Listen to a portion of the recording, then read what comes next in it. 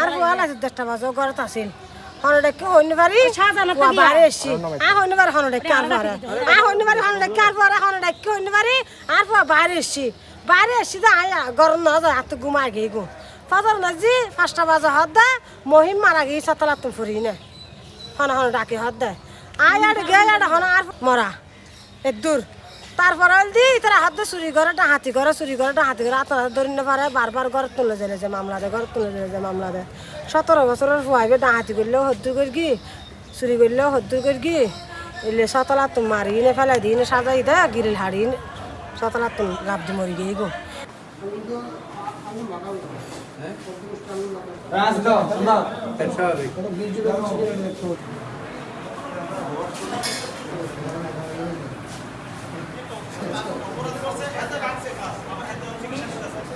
আমাদের আনোয়ারা থানার এসআই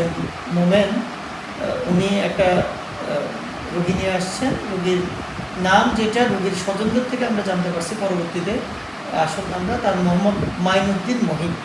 এটা এবং পুলিশ বলেছিল তার বয়স আনুমানিক 25 বছর কিন্তু রোগীর স্বজনরা বলছে 19 বছর এটা তার বাবার নাম মোহাম্মদ কামাল মাইন ওনারা আসলে আমাদের কর্তব্যরত চিকিৎসক ডাক্তার জাহিদ উনি ছিলেন উনি ওনাকে মৃত ঘোষণা করেন ওনাকে মৃত অবস্থায় আনা হয়েছে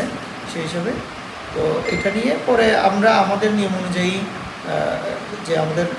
তথ্য লিপিবদ্ধ করে পুলিশকে আমরা লাশটা আবার বুঝাই দিই যেহেতু পুলিশ নিয়ে আসছেন ওনাদেরকে আবার আমরা হস্তান্তর করি ইতিমধ্যে রোগীর স্বজনদের সাথে পুলিশের একটা বাকবিতণ্ডা হয় জরুরি বিভাগের সামনের করিডোরে বাকবিতণ্ডার এক পর্যায়ে অজ্ঞাত একজন উত্তেজিত হয়ে আমাদের জরুরি বিভাগের যে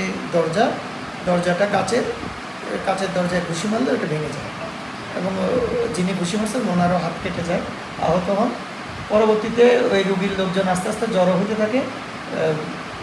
আনুমানিক সকাল 6:15 দিকে এটা জড়ো হওয়ার সংখ্যাটা বাড়তে থাকে ক্রমাগত বাড়তে থাকার পরে প্রায় 10-15 জনের একটা পুলিশ সদস্য এখানে জরুরি বিভাগের সামনে অবস্থান নেন ওনারা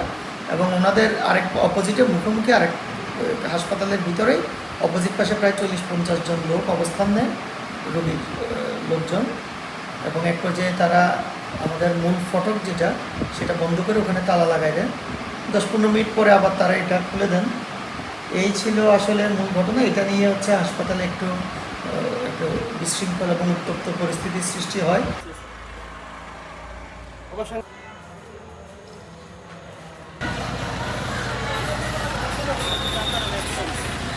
ফারুক